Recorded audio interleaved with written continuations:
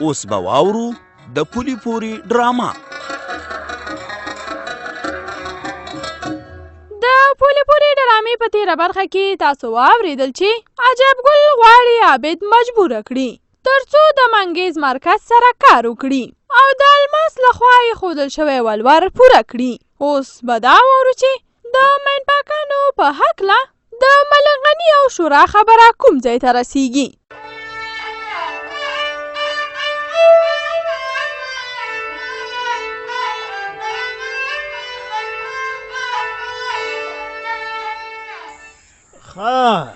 انجینر صاحب فرید او تازه ګله، تاسو په مینپاکانو باندې کار بند کړی و. زه خو حیران تاسو ته یم چې نارې د څه شي وهئ او کوئ څه؟ ملک صاحب ولې موږ څه کړي دي؟ په مینپاکانو چې کار بند کړی دی په دې خفه یې؟ و په همدې خفه یم. شورا خو په ښکاره چغې وایي چې موږ د خلکو ژوند ژغورو، خدمت کوو، دا کوو هغه کوو، او پسې شا بیا د مینپاکانو مخه نیسئ. دا لا کومه خبره شوه؟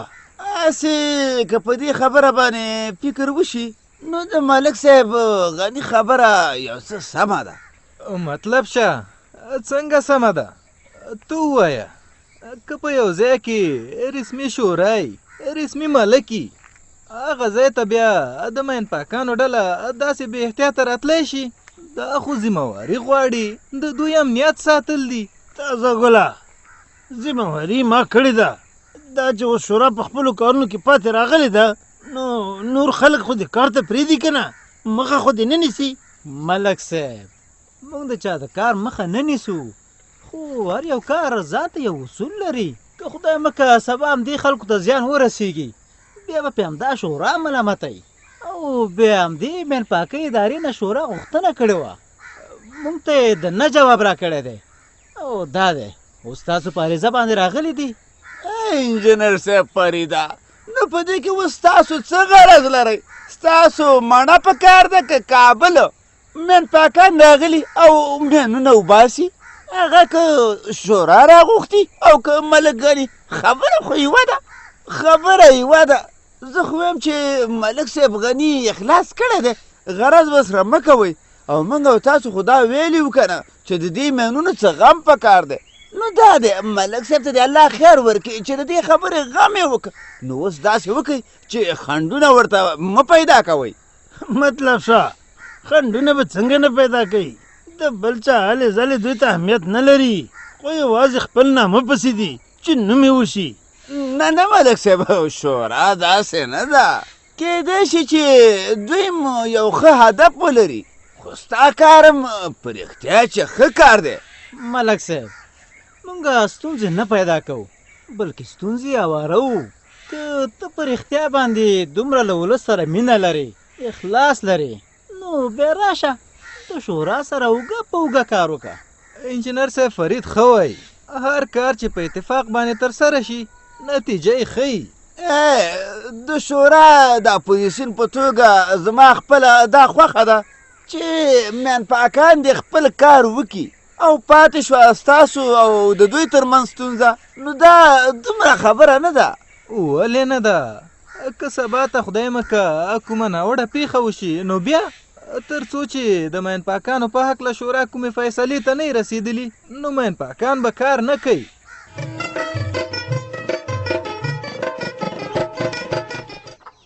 شبانې تا څه وکړه؟ هغه زرمې ته دې بیا زنګ ووو که نه؟ نه زنګ خو مې ورته نه دی والی. نو ولې؟ ته هم لکه چې د عابد طرفدار یې، په ښکاره څه نه وې، خو پسې شه نه غواړې چې د منګې سره د عابد کار وشي. ولې نه غواړمه، خو اوسګاره نه شوم. نو تا داسې کوم ضرور کار درلوده چې تلیفون کولو ته نه اوسګارې دي؟ هله شابه همدا اوس ورته زنګ ووهه. وی زنګ ته حاجت نشته، دغه دی زرمینې خپله زنګ راووهه. خبرې ورسره وکړه. هله زرمینې سلام علیکم. وعلیکم سلام. شبانې کانی غوښتل مې چې تاسو ته خبر درکړم او زیری در باندې وکم، خو لږ را باندې ناوخته شو. ښه یعنې دا بد کار له خیره سره کیږي؟ هو کیږي. د کشمالو خورم خوښه وه او د یوسف ورورم. ښه نو کار به څه وخت پیلوي له خیره سره؟ سر له سبا دې خپل کار پیل کړي. ځینې ادرسونه یوسف ورور رالیږلي دي او موږ ورته جوړې تیارې کړي.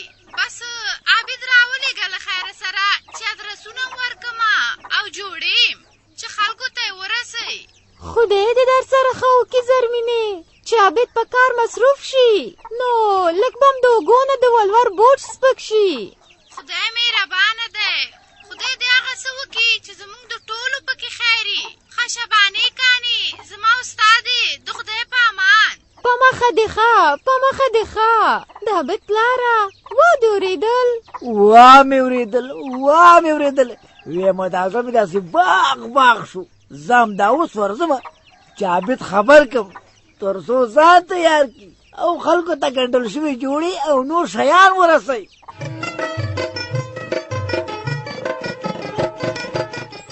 شیرینې و شیرینې شیرینې تا ته وایم دا جواب ولې نه راکې؟ چې نفرت رانه کوئ کرکه رانه کوئ نو بیا خبرې را سره چې شیله کوئ ځکه جواب نه در کوم. های و ساده ښځې موږ تا نه نفرت نه کوو. نفرت هم د دې کورونا نه دی او شکر دی په تا کې کومه نښانه پیدا نه شوه او د کرنتین ورځې دې پوره شوې. اوس نو هغه د چا خبره په دې کور کې د اوسۍ غوندې ځغله راځغله. ها یعنې په ما کې د کرونا نښې نشته؟ و شکر دی. دا نښې اول نه ما کې نه وې خو زه په تاسو پوهېدمه. تاسو غوښتل چې په دې بانه ما وځوروئ. اوس به م راباندې زړه یخ شوی او دا به م درته بخملي ویلی چې ځه شیرینه د کوټې نه راوباسه. نه شیرینې هېڅکله هم داسې غلط فکر مه کوه. موږ چې څه کړي دي د خیر دپاره هم کړي هغه هم د ټولو خیر. د ټولو مه یادوه د ځان د خیر دپاره م کړي دي. که زما خیر هم غوښتی نو تاسو ما سره داسې ظلم کو چې نه ناروغ ومه او نه کوم نښانه وراکې هیڅ به یې سم په کوټه کې بنده کړم. شیرینې دا نښې داسې په اسانه کله معلومیږي؟ ته یې په رادوګانو کې نه اورې چې څوک د کرونا ناروغ سره ناسته ولاړه وکړي نو هغه د ډېر پام کوي ځان د ګوښه کې د خلکو نه په 14 ورځو کې دا نښانې معلومیږي. خو شکر دی په تا کې معلومې نه شوې. اوس په دې کې ستام خیر او زمونږ هم.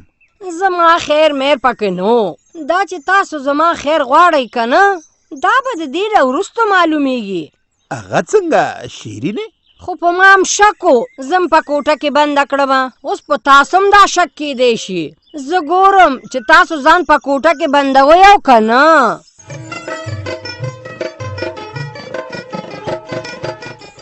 مطلب شه چې اوس د شورا سره څه وکم؟ څه په خوارۍ زارۍ او سختۍ موږ منپاکان راوسته او دوی اوس راځي هغوی کار ته نه پرېږدي. یاره که د دوی دا مخالفتونه همداسې وي که نه نو خدای خبر شه که موږ خپل مقصد ته ورسېږو. ملک صاحب بس هغوی دې خپل مخالفت کوي خو ته به هم په خپل مقصد ودرېږي. هسې نه چې میدان ورته پرېږدي. زه میدان نه پرېږدم خو موږ ته یو قوي دلیل پکار دی تر څو شورا مجبوره شي او زموږ په خواښه کار وکړي. تا خو هم داسې خاص توره ونه کړه خبره دې درمیانه روانه کړې وه. ما ویل چې ته به چور لړ زما طرفداری وکړي. ملک صاحب خبره مې درمیانه ځکه کوله ما ویل چې د شورا غړي را باندې پوه نه شي چې ګوندې د مینپاکانو راوستلو مشوره زما او ستا دواړو ده. خو بیا هم ته ډېر سوچ مه کوه. ما په یوه خبره باندې فکر کړی دی. نو زه به څنګه سوچ نه کوم؟ مطلب شه پیسې مې مصرف شوي پیسې او پیسې ما د همدې دپاره مصرف کړي چې غر په ولکه کې ونیسو او هم بیرته خپله ملکي لاسته راوړم. هر څه به وشي و ملک صاحب ته فقط صبر کوه. اوس به ته د خیره شورا د خوږ ګوتې نه نیسم. هغه څنګه؟ هغه داسې چې شورا د کوچیانو سره وعده کړې ده چې هر څنګه یې غر به ورته د مینون نه پاکوي. اوس چې شورا مخالفت وکړه نو په دې کې هم زموږ خیر دی. زه به لاړ شم او کوچیان به ټول راوپاروم چې شورا ستاسو سره دوکه کوي. من پاکان راغلي چې غر درته د مینون نه پاکي، خو دغه شورا یې نه پرېږدي. او ته خو خبر یې که نه چې سږکال به کوچیان همدلته وي، ځکه چې عوام ښه ده، واښهګان هم ډېر دي. نو ته څه وایې چې شورا به د کوچیانو خبرې ته څه اهمیت ورکړي؟ ولې بیا نه ورکوي و ملک صاحب؟ مجبوره دي چې خبرې ته اهمیت ورکړي. کوچیان هم څه یو او دوه کسه خو نه دي. او بیا شورا چې کله خبره کوي همدا وایي چې موږ د ټولو خیر غواړو. نو په دې ټولو کې خو کوچیان هم راځي، او چې کوچیانو یو ځل غږ پورته کړه بس بیا ما او تا ته خبره جوړېږي.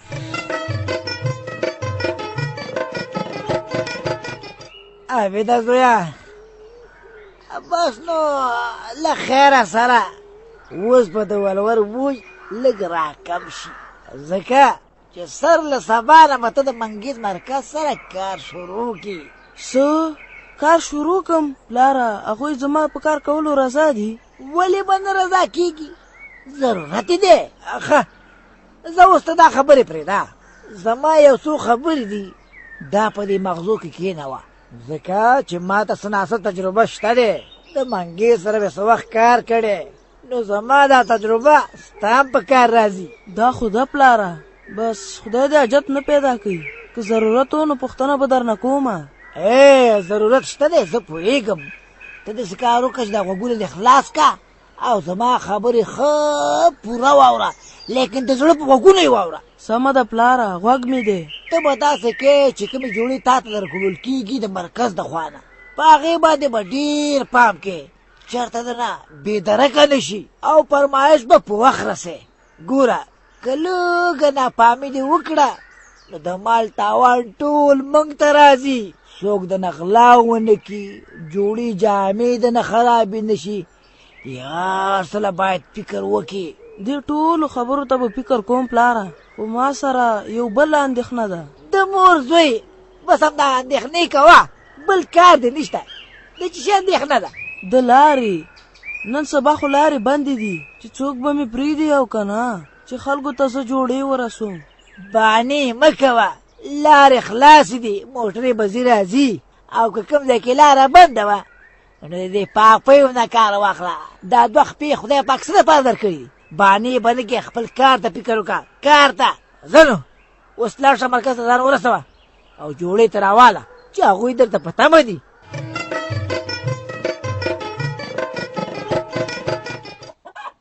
سنګینې څنګه داسې مروره ناستی؟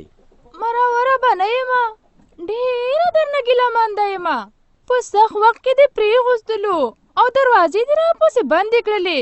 اباز یو نیم وایي چې لور په مور او پلار خفه کېږي، خو موږ نه لور هم سترګې پټې کړې.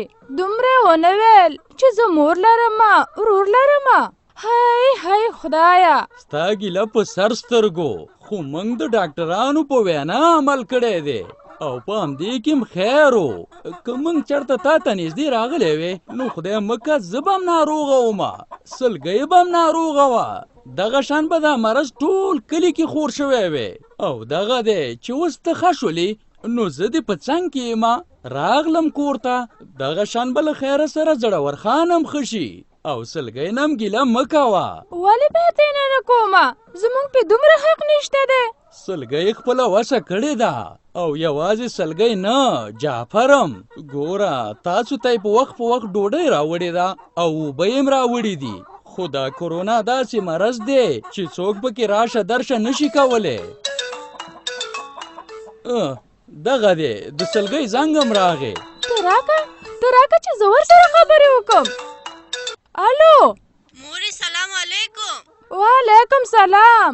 ایله چې اوس درته په یاد شوم، زه به ستا دا تلیفونونه څه کمه چې ته په خپله نه راځې. ما خو د اولاد زړه دومره کلک نه دی لیدلی. مورې زما هم له یاده نه یې وتلې. نو کومه دی؟ کومه ورځ راغلې پوښتنه دې د مور وکړه؟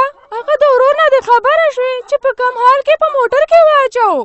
مورې دا هر څه نه خبره یمه، ولې تا ته مې وخت په وخت تلیفون نه دی کړی، خو څوک و دا هر څه د مجبورۍ نه شوي. او اوس چې له خیره سره ته مخ په ښه کېدو یې او د قرنطین وخت یې پوره دی، نو زه کوشش کومه چې درشمه.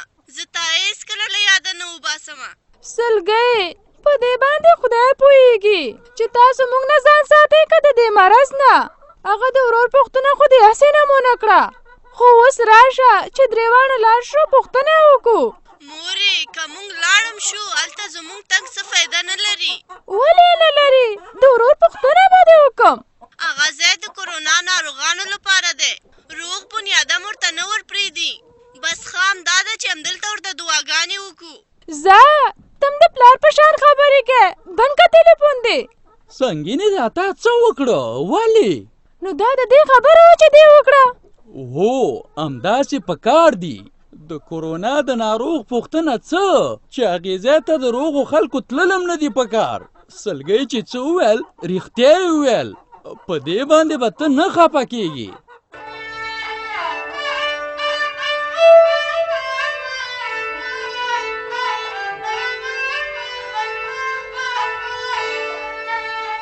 دا وه د پولې پورې ډرامه چې تاسې واورېده. په دې هیله چې ستاسې د خوښۍ وړ به ګرځېدلې وي. که غواړئ چې له موږ سره خپل نظر یا وړاندیز شریک کړئ په دې شمېرو را سره اړیکې ونیسئ: 0 3 50 0 2 6 50 3 50.